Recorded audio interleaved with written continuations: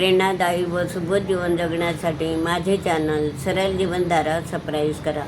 आज मी सशाचा आत्मयज्ञ सस जातकथा आपणापुढे सादर करणार आहे. एकदा आमचा बोधिसत्व सशाच्याकडं जन्माला आला.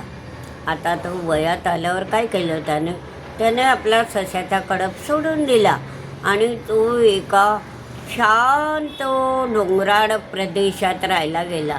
जिथे नदी वाहत होती, ते स्थळ रमणीय होतं, खेडगाव होतं, अशा ठिकाणी तो राहायला गेला. आणि त्याच्यासारखेच एकांतात राहणारे 3 प्राणी तिथे राहत होते. एक युध होता आणि एक कोल्हा होता, एक माकड होता. असे 3 प्राणी त्यांनासुद्धा एकांतवास प्रिय होता. मग ती तिघांच्या सहवासामध्ये आपला बोधिसत्व राहायला सुरुवात केली. आणि बोधिसत्व त्या तिघांपेक्षा खूप शहाणा होता, हुशार होता. आणि मग ते सर्व 3 प्राणी बोधिसत्वाच्या सल्ल्यानेच वागत होते. आणि तो त्यांना शिकवत होता. काय शिकवत होता? दान करा, शील करा, म्हणजे आपल्या जीवनाचं सार्थक होतं असं त्यांना. आणि ते सुद्धा त्यांच्या सर्व तत्वाचे पालन करीत होते. तर एकदा काय झालं की बोधिसत्व त्याने असं आकाशात ताऱ्याकडे पाहिलं. तर त्या ताऱ्याकडे पाहताबरोबर मग त्यांना असं वाटलं, आज पौर्णिमा आहे, तर आपण उद्या पौर्णिमा आहे, तर आपण धर्मचिंतन करू.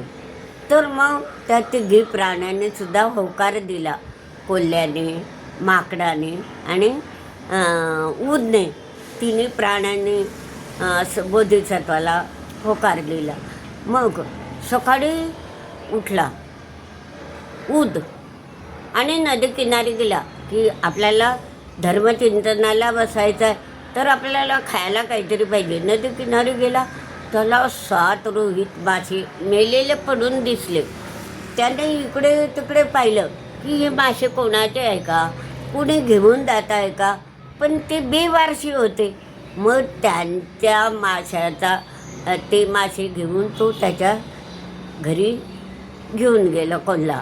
आणि त्याने बिडात ठेवल्यावर तो आपल्या धर्मचिंतनाला बसला. तसंच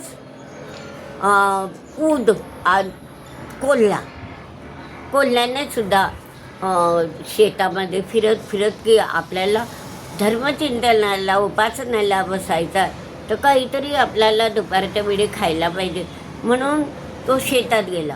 शेतामध्ये एका शेतकऱ्याचं दही फेकलेलं, आंबट दही फेकलेलं मडकं दिसलं.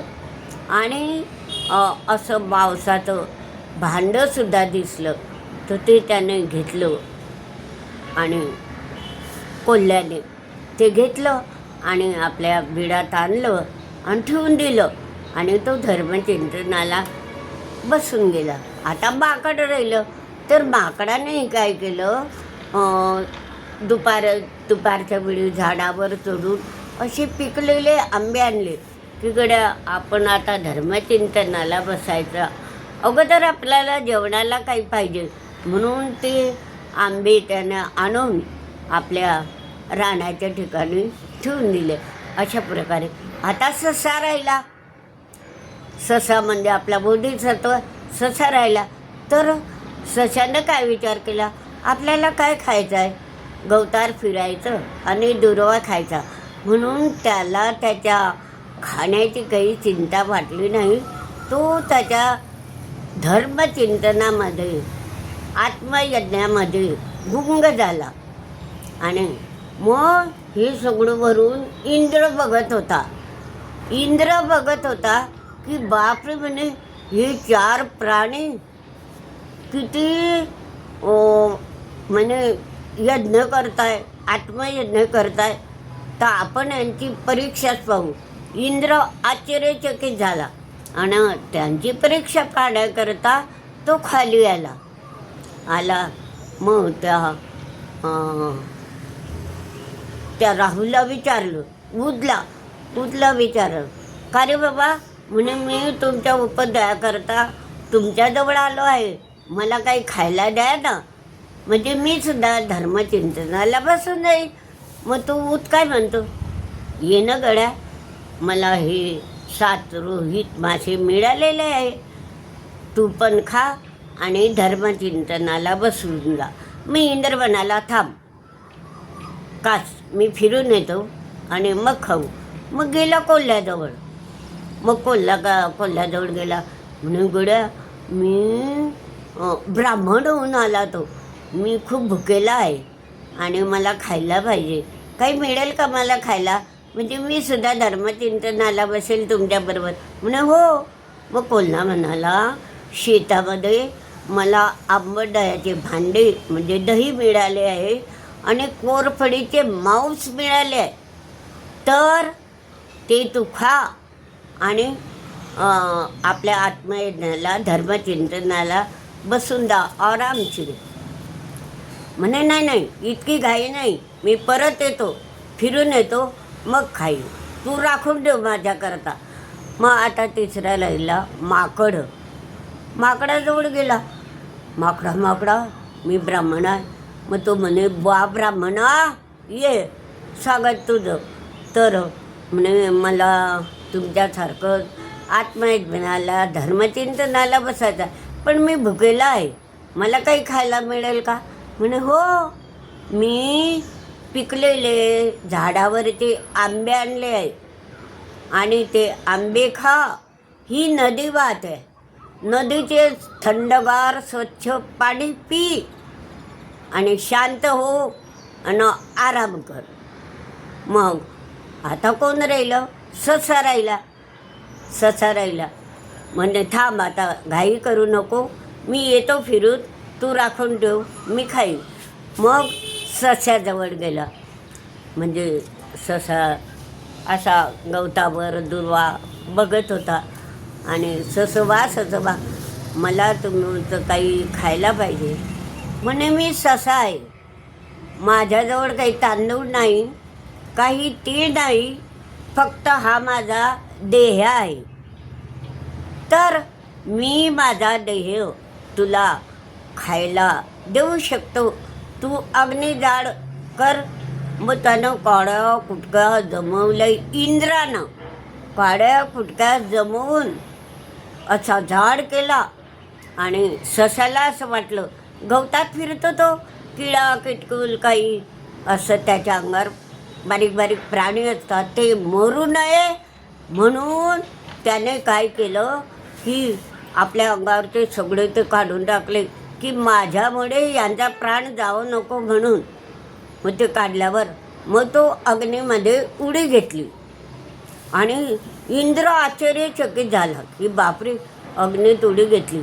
पण ते त्या परीक्षेत तो सत्वपरीक्षा होती ते, पण इंद्राने त्या ससाला काही जाळलं नाही, तो सही सलामत बाहेर आला आणि इंद्र आश्चर्यचकित झाला आणि तो ससोबावर खूप प्रसन्न झाला आणि म्हणाला की मी आता तुझं स्मारक बांधणार आहे चंद्रावर.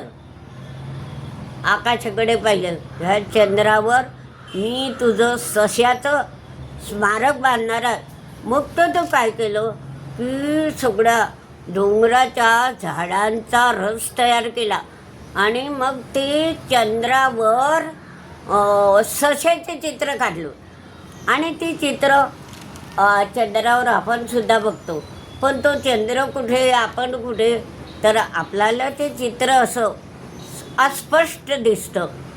तर हे जे आपल्याला चंद्रावर सस्याचं ते चित्र दिसतं, तर ते बोधिसत्वात आहे आणि ते स्मारक म्हणून इंद्राने चंद्रावर कोरलेलं आहे. तर अशा प्रकारे चंद्रावर सस्याचे चित्र काढले आणि दूर अंतरावर असल्यामुळे ही चित्र आपल्याला दिसत नाही, तर म्हणून एवढूशा छोट्या प्राणीसुद्धा एवढं औदार्याने आपल्या जीवावर उदार होऊन उपकार करतात, तर मानवाने त्या प्राण्यांपासून शिकायला पाहिजे. मानवाने सुद्धा असं औदार्य दाखवायला पाहिजे आणि त्या प्राण्यांचा असा बोध घ्यायला पाहिजे.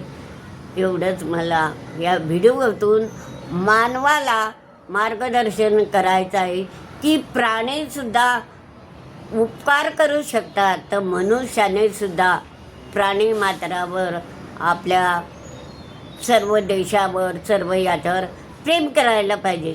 ही आत्मयज्ञ कथा, सस्यजातक कसा अवश्य पहा. हा व्हिडिओ लाईक व शेअर करा.